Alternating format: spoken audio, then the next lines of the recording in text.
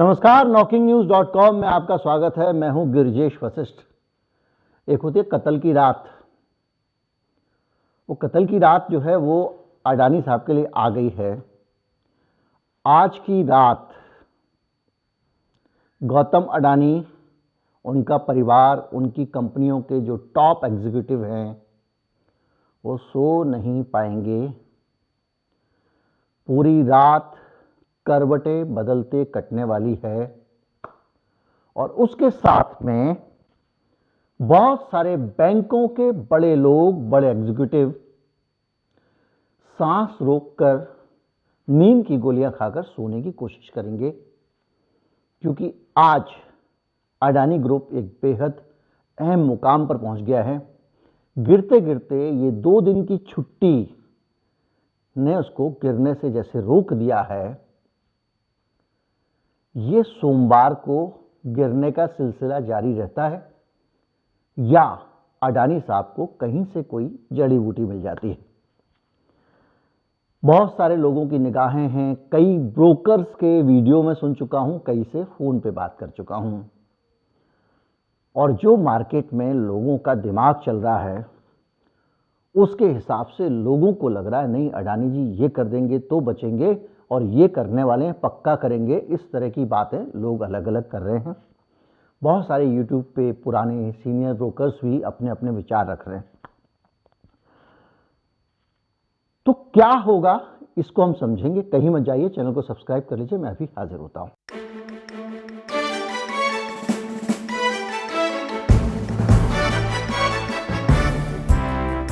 ये जो एक्सपर्ट हैं इनका कहना ये, पहले तो आप ये समझ लीजिए कि किसकी कितनी इज्जत दांव पे लगी है। इज्जत मतलब भविष्य दांव पे लगा। एक तो अडानी साहब तो गए, जो दिख रहा है जाते हुए, अभी तक तो जितना गए उतना गए। हम क्यों कहे पूरी तरह गए, हो सकता है कुछ कहीं से वो कर दें, खेल जुगाड़ लगा दें, दिमाग लगा दें। दूसरा, इनसे जुड़ी हुई बहुत सारी चीजें। क्या आप कल्पना कर सकते हैं कि इस देश का अभी जब वीकली रिपोर्ट आएगी हमारे रुपए की कीमत की, तो कितनी डॉलर की खरीदारी हो रही होगी, क्योंकि एफआईआईज ने पैसा निकाला स्टॉक मार्केट से। जाहिर बात है डॉलर की डिमांड बढ़ी होगी। जब वो पैसा लगाते हैं तो रुपए की डिमांड बढ़ती है, क्योंकि वो पैसा निकाल रहे हैं, निकाल के ले जा रहे हैं। जब वो पैसा निकाल कर ले जाएंगे तो क्या करेंगे, डॉलर खरीदेंगे। डॉलर खरीद के ही ले जा पाएंगे ना, तो एक्सचेंज में रुपया गिर सकता है, पहली चीज। दूसरा, बैंकों और एलआईसी की दशा को अगर आप देखें तो भारतीय स्टेट बैंक एक अकेला ऐसा बैंक है इस देश का जो खुलकर आकर, जिसने कम से कम इस मामले पर बयान दिया। बाकी लोगों ने तो बयान भी नहीं दिया। लेकिन जो बयान है, इस बयान में कुछ ट्विस्ट है जो ये बताता है कि एसबीआई के अधिकारी भी रात को चैन से सो नहीं पाएंगे, उनको सोमवार का इंतजार रहेगा। कैसे? एसबीआई का जो बयान आया है उसने कहा है कि हमारा जो बैंक हमने दिया है, लोन दिया है, हमारा रिकॉर्ड एकदम स्ट्रेट है। आरबीआई ने जो लिमिट दी है उसके हिसाब से, उसके अंदर हमने इनको लोन दिया है, पहली चीज। दूसरी चीज, हमारा जो लोन अडानी साहब को गया हुआ है वो बाकायदा सिक्योर्ड है। किस चीज से सिक्योर्ड है, ये एक लाइन समझिए, पारिभाषिक लाइन पेल दी है उन्होंने। Large exposure framework and was secured by cash generating assets. Cash generating assets क्या होते हैं? कैश जनरेटिंग असेट्स वो होते हैं जिनको आपके पास में अगर रखा हुआ है तो उसको आप भुना सकें, या कहें कि सरल भाषा में शेयर मार्केट का, शेयर बाजार का एक शेयर आपके पास रखा हुआ है। अब असेट्स क्या होते हैं? असेट्स मतलब जैसे मैंने लोन दिया आपको, मान लीजिए मैं साहूकार हूं, महाजन हूं, मैंने लोन दिया, आप मेरे पास आए, साहब मुझे पैसे चाहिए 20 रुपए, मिल जाएंगे, तू क्या रखेगा भाई?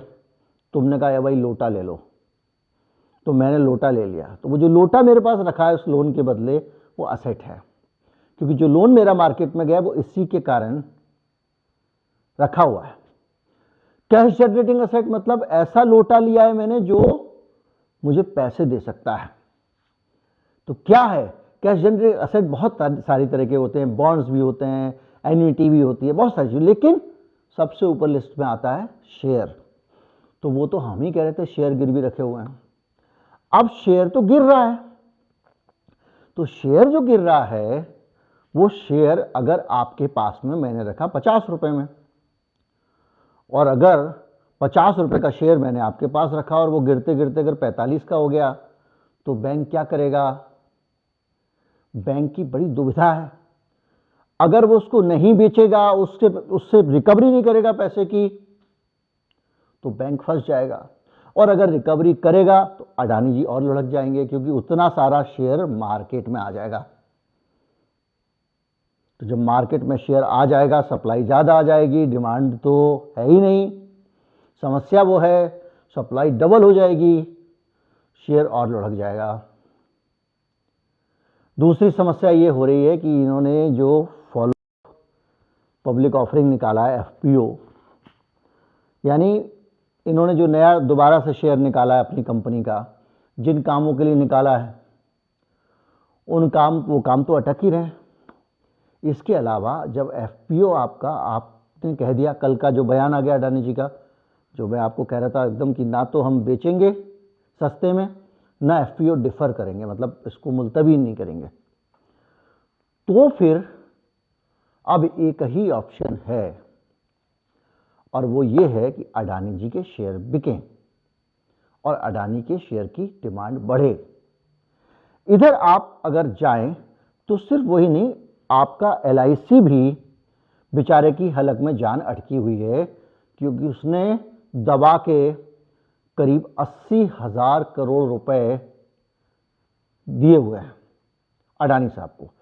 इसके अलावा अडानी ग्रुप की करीब 37% स्टेक, जो अडानी ग्रुप की लिस्टेड एंटिटीज हैं, यानी जो कंपनियां शेयर मार्केट में उनकी लिस्टेड हैं, उनके अंदर करीब एलआईसी ने लगाए हुए हैं 18,800 करोड़ रुपए, केवल 2 दिन में लगाए हैं 19,000 करोड़ रुपए के आसपास। तो अब आप बताइए ये कब लगे हैं? एकदम ये बुरी खबर आने से पहले। अब इस बीच में शेयर बाजार गिर गया। मैं उस आंकड़े पे नहीं जाऊंगा कि 3,000 करोड़ और कितना परसेंट, 21% फॉल, क्योंकि इस आंकड़े का कोई मतलब नहीं। शेयर गिर गया है। अब ये एलआईसी की धड़कनें बढ़ी हुई हैं। अब दिक्कत क्या एक और आने वाली है। बैंक का मैंने आपको बताया कि बैंक ने अगर 300 रुपए का शेयर है मान लीजिए, और वो बैंक के पास 300 में रखा हो, बैंक से भी कम में हो गया, तो बैंक को बेचना पड़ेगा और अपने असेट्स की रिकवरी करनी पड़ेगी। तो यही तो बोला है इन्होंने। अब आप देखें एलआईसी का एक्सपोजर क्या है, मैंने स्क्रीन पे लगा दिया है कि किस कंपनी में एलआईसी के कितने पैसे लगे हुए हैं। सबसे ज़्यादा पैसे अंबुजा सीमेंट में लगे हुए, और अंबुजा सीमेंट में ही सबसे ज़्यादा नुकसान एलआईसी को हुआ है। और अंबुजा सीमेंट का जो शेयर है वो 383 रुपये 50 पैसे का है। फ्राइडे को जो जब बंद हुआ है, जो जैसी कि खबर मिली है मुझे, ये जो जहाँ से भी मैंने निकाला है, इकोनॉमिक टाइम्स से या बिजनेस स्टैंडर्ड से, तो वहाँ पे जो है 383 रुपये 50 पैसे का शेयर है। और ये शेयर अब वहाँ पहुँच गया जितना। अब बैंक इसको कितने दिन रोकते हैं, ये उनका अपना रिस्क है, अपने रिस्क पे रोकेंगे। तो सोमवार को अगर मान लीजिए एक कोई रेस्क्यूअर आ जाता है, रेस्क्यूअर कौन चाहिए? रेस्क्यूअर ऐसा नहीं चाहिए जो दूसरी तरह से कर दे, इमेज बदल दे, उससे कुछ नहीं होगा। पैसा देने वाला, पैसा लगाने वाला। पैसा तो अडानी साहब के पास भी बहुत है, लेकिन अडानी जी अपना शेयर नहीं खरीद सकते। अडानी जी जो फर्जी कंपनियां कह रहा हूं, शेल कंपनियां हैं, जो विनोद भाई साहब वाला जो ऑप्शन है, फोन अ फ्रेंड, फैमिली मेंबर, वो भी क्लोज हो चुका है इस घोटाले के, इस खुलासे के बाद में। तो अब ये हो सकता है कि अडानी जी किसी को फोन लगाएं, भाई साहब अंबानी जी या और कोई, सिर्फ दाशानी जी या कोई और, बहुत सारे अमीर हैं, कि बॉस मेरी इज्जत तुम्हारे हाथ में है, आप मेरे कल शेयर खरीद लो, आप कितने के खरीदोगे ये बता दो। अब अगर वो कल सोमवार को जब बाजार खुलता है और एफपीओ खरीदते हैं, एफपीओ में से शेयर खरीदते हैं, कुछ पैसा अपना लगा देते हैं, तो अडानी साहब के शेयर की फॉल गिर जाएगी और एक्सपर्ट्स का कहना ये है, एक एक्सपर्ट का एनालिसिस बड़ा अच्छा था, कल भी मैंने इनपुट्स लिए थे, वो बहुत समझदार व्यक्ति हैं, मुझे उसका नाम याद नहीं आ रहा, सम माहेश्वरी जी। उनका कहना ये कि जब ये ऊपर जाएगा शेयर तो अपर सर्किट लग जाएगा। अपर सर्किट लगने का मतलब होता है, सर्किट मतलब मुन्ना भाई वाला सर्किट नहीं, एक और सर्किट है, जो लोग नहीं जानते उनके लिए कह रहा हूं, ऐसा मत सोचिएगा कि आप कहेंगे मैं जानता हूं, ये हमको ऐसे सिखा रहे हैं। क्या होता है कि शेयर को एक हद से ज्यादा बढ़ना और गिरना सेबी रोक के चलता है, क्योंकि वो इतना पे जाएगा तो आज कोई ट्रेडिंग नहीं होगी, इसकी खत्म। तो उनका कहना यह कि अपर सर्किट अगर लग जाएगा तो अपर सर्किट लगते ही ये शेयर ऊपर जाना बंद, और जैसे ही शेयर का भाव फिक्स हो गया कि ये मैक्सिमम शेयर का भाव है, तो कोई भी आदमी ना अपर सर्किट पे बेचता ना लोअर सर्किट पे बेचता। तो जब अपर सर्किट लग जाएगा तो शेयर की खरीदारी नहीं होगी, तो बेचोगे किसको भाई? आपने कहा भाई 200 रुपए पे जाके उन्होंने कहा इससे ज्यादा आप नहीं बेच सकते, आज के लिए खत्म। अब 200 से 300 होने की उम्मीद ना हो तो मैं पैसा क्यों लगाऊंगा? और जब मैं पैसा नहीं लगाऊंगा तो आपका शेयर नहीं बिकेगा, तो जो बिकवाली भी रुक जाएगी, यानी वहीं रुक जाएगा मामला। तो एक जो फ्री फॉल है, झटका है, करंट है, 440 वोल्ट है, उससे आप बच गए। और यही अडानी जी के लिए एक तरह से लाज बचाने वाली बात होगी, क्योंकि अगर वो और गिरे, बैंकों में जमा उनके शेयर के दाम से नीचे वाला दाम चला गया, बड़ा मुश्किल होगा बैंकों के लिए मोदी जी का भी सुनना। और ना आरबीआई ना कोई इतना बड़ा रिस्क लेने की इजाजत नहीं देगी, भले ही चेयरमैन साहब बैंक के राज्यसभा में चले जाएं, लेकिन जेल में भी जा सकते हैं। तो जो भी सीन है वो ये है, इसलिए मैंने कहा कत्ल की रात है। और इस कत्ल की रात में किस किस की धड़कनें रुकी हुई हैं, इससे आप अंदाजा लगा लीजिए। आरबीआई की धड़कन अलग रुकी हुई है, बैंकों की धड़कन अलग रुकी हुई है, क्योंकि बात यह है कि बैंकों का पैसा अगर अब जाता है, डूबता है अडानी के चक्कर में, तो बैंक बर्बाद हो ना हो, बर्बाद होने जितनी ही बदनामी बैंकों की हो जाएगी, बुरी तरह से उनकी साख दांव पर लग जाएगी। और तीसरा और आखिरी एक और, जो बेचारा सबसे ज्यादा करा रहा है, जिसके ऊपर, जिसकी साख के ऊपर लगातार ये फ्रॉड लोग धब्बे लगा रहे हैं, जिसकी इज्जत को लगातार दागदार करने की कोशिश की जा रही है, वो है महात्मा गांधी और सरदार पटेल की धरती गुजरात। पूरे देश में इन भगोड़े बेईमानों, फ्रॉड और 420 के चक्कर में, भगवान ना करे कि अडानी जी भी उस लिस्ट में हों, गुजरात की साख बहुत गिरी है। और मेहनत से व्यापार करके अपनी जिंदगियां चलाने वाले, दूसरे लोगों की जिंदगियां चलाने वाले गुजरात के ऊपर, उसके दामन पे एक दाग लग गया है, और लगातार उसकी साख संदिग्ध होती जा रही है। और सोशल मीडिया पे भी लोग गुजरात पर हमले करने लगे। ये भी एक बड़ा साख का संकट है।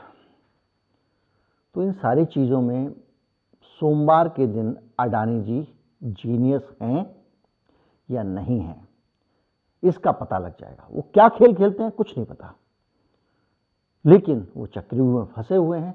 सोमवार को पता लगेगा कि कोई तारणहार आ रहा है क्या उनके लिए, कोई उनको बचाने आ रहा है क्या। और अगर वो ऊपर जाते हैं तब भी पूरी जांच परख होगी कि कहीं कोई खेल तो नहीं किया गया है, कहीं किसी तरह से शेयर को मैनिपुलेट तो नहीं किया गया है। इसलिए उन्हें जो भी उसमें डालना होगा वो खरा सोना होना चाहिए। जो भी है देखते हैं। उम्मीद करता हूं वीडियो अच्छा लगा होगा, ज़्यादा से ज़्यादा लोगों तक पहुंचाएं। चैनल को सब्सक्राइब कर लें। नमस्कार, जय।